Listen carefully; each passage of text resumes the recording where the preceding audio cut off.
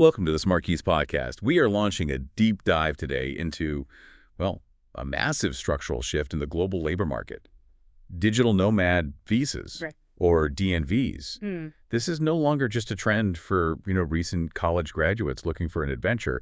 This is now central to global business strategy. Absolutely. Talking about how and where talent is legally deployed, which, that directly impacts efficiency and compliance for any business that relies on remote work. That shift from lifestyle to strategy is really the key thing here. We've all watched remote work become the new normal since 2020. Right. And governments have responded not with passive observation, but with active competition. Over 50 countries have now created or seriously refined these DNV programs to attract this mobile talent pool. It's a marketplace. It is, exactly. These programs are fundamentally governments competing for market share. They're viewing remote workers as a targeted market to stimulate their local economies, boost spending, and, stabilize tourism revenue during off-peak seasons. Absolutely. So our mission today is to cut through all that noise and give you, the learner, the strategic landscape of DNVs in 2025. We need to move past the dream of a beach backdrop and focus on the practical, legal bridge you need to work abroad for 6 months, a year, or maybe even longer. Right. We're talking compliance, tax strategy, and productivity. Exactly. So let's start with that essential clarity. The very first distinction you have to make is between a digital nomad visa and just, traveling on a tourist visa. Okay, so what's the difference tactically? I can book a flight to, say, Lisbon and stay for 90 days on a tourist visa. Why should I risk the complexity of a DNV? Because that complexity is compliance. A DNV is a formal temporary residence permit. It explicitly allows you to live and legally work remotely for your foreign employer or clients from that host country. Okay. These permits usually last 6 to 12 months, and often they have pretty strong renewal options.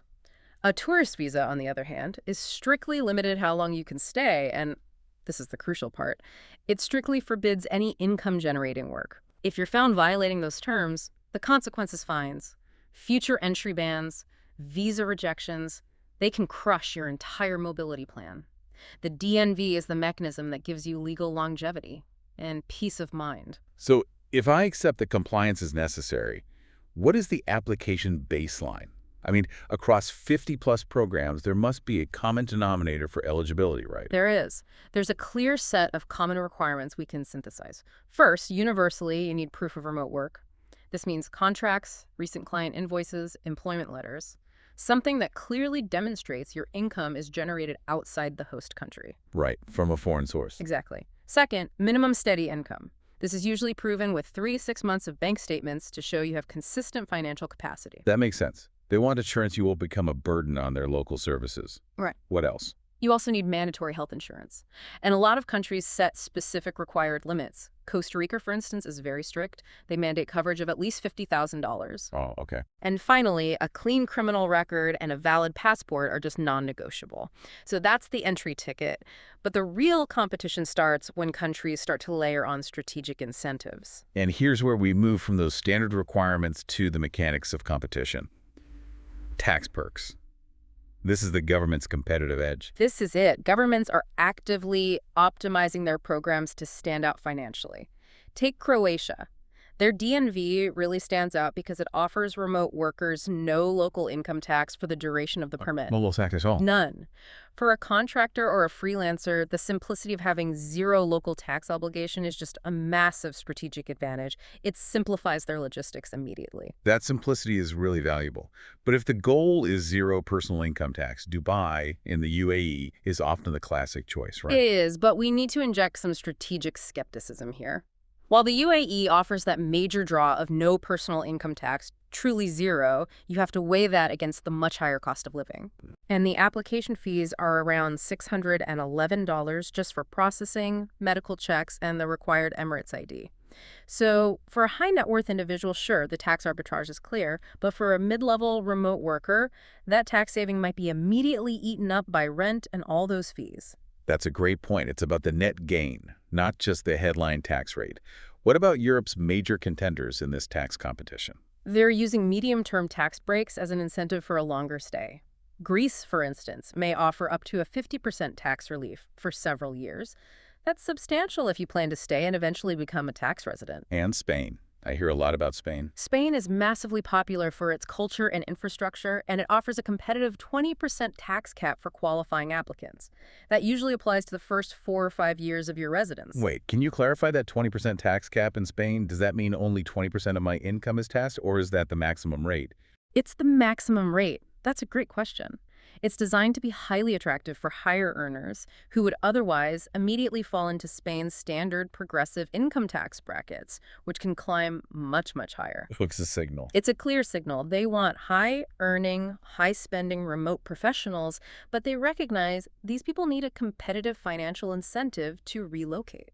And speaking of long-term planning, if you're looking for true longevity, some permits are designed as strategic gateways to permanent residency, not just temporary stays. Yes, and this is where we see host countries using a talent retention strategy.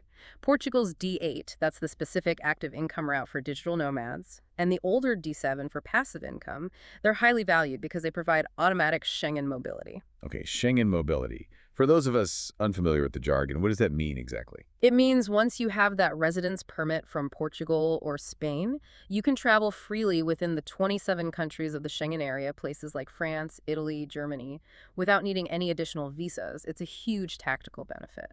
I see. And what about long-term paths? Critically, the Portuguese route offers a clear 5-year path to permanent residency and ultimately citizenship. Asia has similar long-term routes too. Thailand's long-term resident, or LTR visa, can reach up to 10 years for qualified professionals, but you have to meet their strict financial or skilled worker criteria. So for you, the listener, selecting the optimal base demands some serious strategic planning.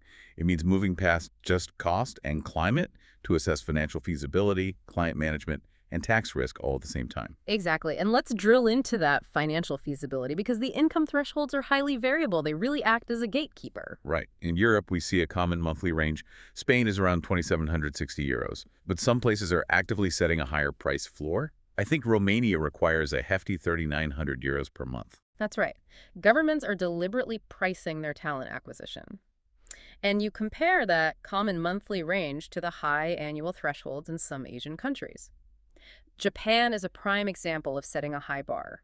They require roughly 10 million yen per year, which translates to about 58,400 euros annually. South Korea is similarly high, around 85 million won a year. So if your business income is volatile, matching those high annual proof of funds rules becomes exponentially harder. And a major detail many applicants probably overlook, the impact of dependence. If you bring a family, that threshold instantly increases, sometimes dramatically. You absolutely have to budget for that. Expect generally about a 20% increase in the minimum thresholds for a spouse and an additional 10 to 15% per child. Sometimes they just apply high flat fees instead. So give me an example. Well, a solo applicant in Costa Rica might need $3,000 a month. That jumps to $4,000 with dependents. Failing to account for this will get an application immediately disqualified. Okay, so beyond money, functionality is paramount, especially for U.S. remote workers dealing with time zone differences. This is essential to keep your business running smoothly. Infrastructure and time zone alignment are so critical for sustained productivity. If the bulk of your meetings are on the U.S. East Coast, you need that morning overlap. Right. That often favors Spain and Portugal for reliable 9 a.m. EST meetings that don't put you into working late into the night. If you're dealing with the West Coast, you'll need to target time zones further east for that late afternoon overlap. And connectivity. Connectivity is non-negotiable. You need to check average speeds. Portugal and Spain consistently rank high among their EU peers for stable connection quality. Now let's tackle the biggest strategic risk for long-term stayers. The 183-day rule, the dreaded tax residency trap. This is the trigger for global complication. Many countries adhere to this 183-day guideline, meaning if you physically stay in that country for more than half a year, you can unintentionally trigger full tax residence. And the consequence of that is? The immediate consequence is that the country may then claim the right to tax your global income, not just local spending or income you made there. So if I stay 184 days in a country without a special exemption, I might owe tax on everything I earned that year, even if I'm already paying tax in the U.S. or somewhere else. Exactly. You have to track your residence days religiously.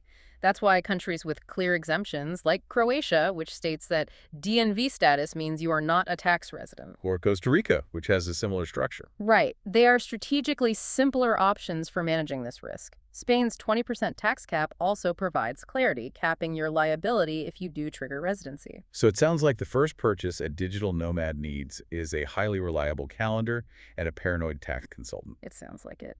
And speaking of strategy, let's talk application logistics. Speed matters when you're planning a 6-month strategic pivot for a business. Processing speed is a clear competitive tool. Online filings often move much faster.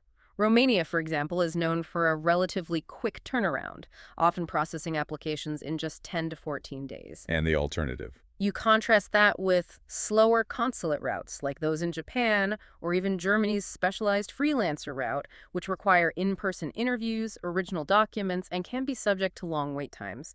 The key is preparation. What's the tactical advice for preparation then? Prepare a universal pack in advance. This includes having notarized copies of documents, bank statements, and required translations, often requiring an apostille. Wait, hold on. Before we move on, can you just clarify what an apostille is? We've seen that term everywhere, and it sounds really important. It is. An apostille is essentially an international certification stamp.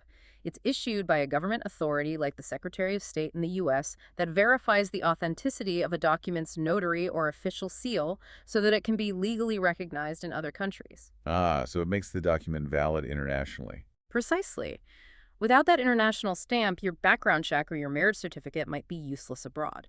And getting this stamp adds time and cost, which is why preparing that pack early is so crucial. That makes perfect sense. So what does this all mean for your strategic planning? The strategic framework is clear. You have to match your required permit length, the tax rules you need, and the essential infrastructure to your client market. It's a multivariable equation. Don't just look at the required income, look at the cost of compliance and your risk tolerance for tax residency. And when budgeting, we absolutely have to look beyond the headline visa fee. We've established that fees can run into the hundreds. But what are the true hidden costs we need to be budgeting for? The hidden costs are where budgets break down. Beyond the core consular charges and permit ID costs, you have to account for official translations, the apostilles we just discussed, notarizations. These can easily add hundreds of dollars to the initial cost. Any specific examples of high upfront costs? Well, certain routes have unique ones. For instance, the Netherlands self-employed permit requires a substantial €407 business plan fee. And what about the cost of actually using your money abroad? Excellent point. You have to budget for international bank transfers, currency conversion fees, and often mandatory local medical exams.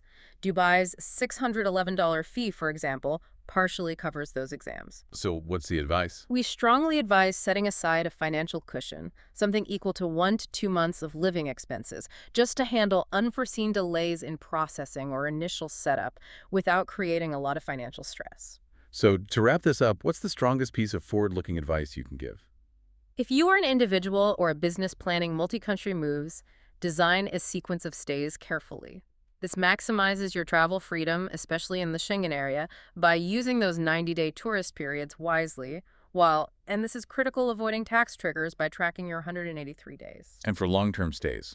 If long-term is the goal, always prioritize routes like Portugal's D8, D7, or Spain's residence permit path that offer those clear defined pathways to permanent residency after 5 years. That is the ultimate talent retention benefit. That was an incredibly tactical deep dive into the global competition for remote talent. We've covered everything from the financial arbitrage in Dubai versus the tax simplicity of Croatia to the crucial time zone alignment for U.S. East Coast workers. Thank you for joining us for this essential discussion on the future of work. My pleasure. Thank you for tuning into the SmartKeys podcast. Thanks, everyone.